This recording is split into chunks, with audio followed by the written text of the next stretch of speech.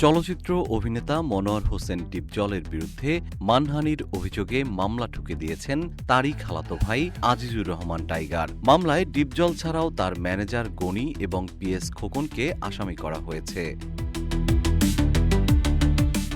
২৬ জুলাই ঢাকার metropolitan magistrate আদালতে দায়ের করা মামলায় অভিযোগ করা হয়, ডিপজল টাইগারের সুনাম, ব্যবসায়িক সফলতা ও দেশ-বিদেশে পরিচিতিতে ঈর্ষান্বিত হয়ে বিভিন্নভাবে তাকে হেয় করার চেষ্টা করেন। অভিযোগে জানানো হয়, ২০২৫ সালে ডিপজলের ম্যানেজার থানায় একটি সাধারণ ডায়েরি করেন। সেখানে অভিযোগ করা হয়, টাইগারের নির্দেশে কয়েকজন ব্যক্তি নাভানা সিএনজির সাইনবোর্ড ভেঙে নিজেদের নামে লাগানোর চেষ্টা করেন এবং জমির মালিকানা দাবি করে ভাড়া চান। তবে ওই জিডির তদন্তে টাইগারের সংশ্লিষ্টতার প্রমাণ পায়নি পুলিশ।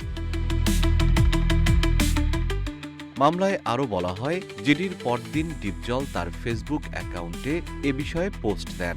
এছাড়া বিভিন্ন গণমাধ্যমে বিষয়টি প্রচার করেন। এতে তার সামাজিক মর্যাদা এবং সুনাম নষ্ট হয়েছে এবং কোটি টাকার আর্থিক ক্ষতি হয়েছে।